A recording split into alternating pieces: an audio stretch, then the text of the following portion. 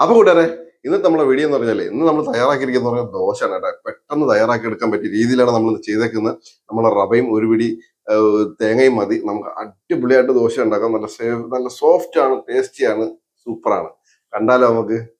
ആദ്യം നമുക്ക് വേണ്ടെന്ന് പറഞ്ഞാൽ 1 കപ്പ് റവയാണ് എടുത്തേക്കുന്നത്. വറുത്തതോ വറുക്കാത്തതോ ആയാലും കുഴപ്പമില്ല. നമുക്ക് 1 കപ്പ് ഗോതമ്പ് പൊടിയും കൂടെ എടുക്കാം. നമുക്ക് ഇതിനകത്തോട്ട് ഇടുന്നതെന്ന് പറഞ്ഞാൽ ഒരു 1/4 കപ്പ് മൈദാപ്പൊടിയും കൂടാണ്. ഇനി നമുക്ക് ഇതിനകത്തോട്ട് 1 കപ്പ് തേങ്ങ എടുത്തിട്ടുണ്ട്. തേങ്ങ നമുക്ക് ഇതിനകത്തോട്ട് ഒരു 1/4 ടീസ്പൂണോ 1/2 ടീസ്പൂണോ ഇതിനകത്ത് നമുക്ക് ഈസ്റ്റ് ഇട്ട് കൊടുക്കും. ഇനി നമുക്ക് ഇതിനകത്ത് ചൂടുവെള്ളം തന്നെ ഒഴിക്കണം. ചൂടുവെള്ളം ഒഴിച്ചിട്ട് നമുക്കൊന്ന് മിക്സ് ചെയ്തെടുക്കാം. പച്ചവെള്ളം ഒഴിക്കാനേ പാടില്ല.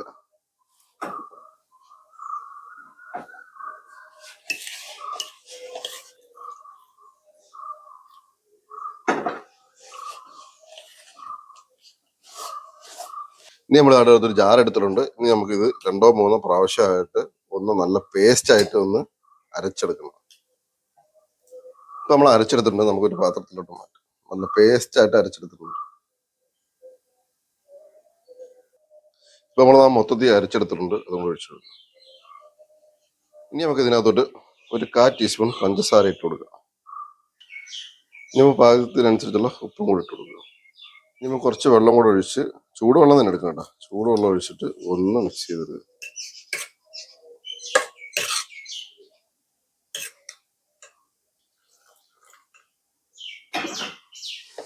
നല്ലോണം ഒന്ന് മിക്സ് ചെയ്തെടുക്കുക.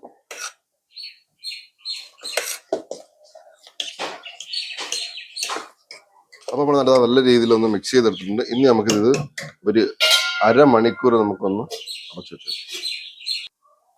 ഇപ്പൊ ഏകദേശം നമുക്കൊരു 20 മിനിറ്റോളം ആയിട്ടുണ്ട്. നമുക്ക് തുറന്നു നോക്കാം. മാവ് ഇപ്പോൾ സെറ്റായിട്ട് വന്നിട്ടുണ്ട്. നല്ല സോഫ്റ്റ് ആയിട്ടുണ്ട്. നേരത്തെ നമ്മൾ തവ വെച്ചൊന്ന് ചൂടാക്കിയിട്ടുണ്ട്. നമ്മൾ ദോശ ചുടുന്ന അതേ രീതിയിൽ തന്നെ സ്പൂണിൽ നമ്മൾ കോരി ഒഴിക്കുക. ജസ്റ്റ് ഒന്ന്.